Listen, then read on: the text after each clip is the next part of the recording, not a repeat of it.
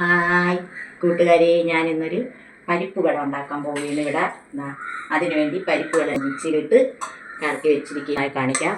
ആദ്യം നമ്മൾ ഉള്ളി ഇടേണ്, ചെറിയ ഉള്ളിയാണ്. ഉള്ളിയിട്ട് ഈ അടുത്ത നമ്മൾ ഒരു 4-5 പച്ചമുളകാണ്. പെരിഞ്ചീരകം ഇടേണ്, പെരിഞ്ചീരകം കുറച്ച്,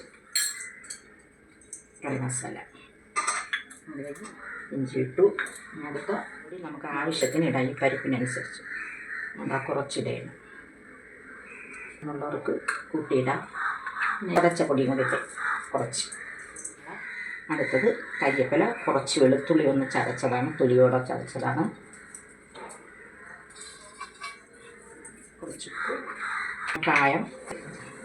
നമ്മളിതെല്ലാം ഇട്ട് മിക്സ് ചെയ്യാൻ വേണം. മിക്സ് ചെയ്ത്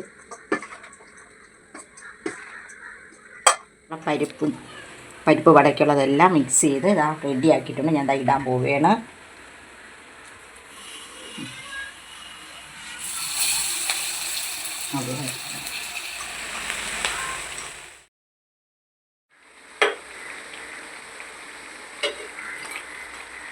നമ്മളുള്ള പരിപ്പ് വട റെഡി ആയിരിക്കുകയാണ്.